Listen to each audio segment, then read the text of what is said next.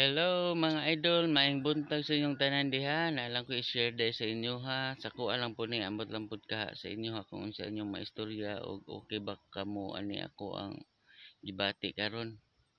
Naalang ko maistorya ba na bahin sa atong gobyerno.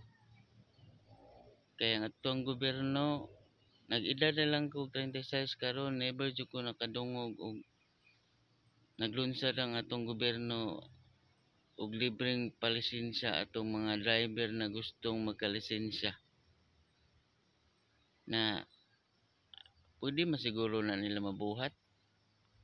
Hangyo lang ko sa gobyerno naunta maabot na nabutang, maabot na nabagay para sa mo ang mga nag-drive na walay lisensya o dili maka-afford para lisensya. Mabuhat man siguro na ninyo. Kaya balik-balik lang galing dawat ng mga tao mga ayuda. Importante man gud ng lisensya para sa amo ang mga driver na dili ka afford ana kay mahal mo kung lisensya karon.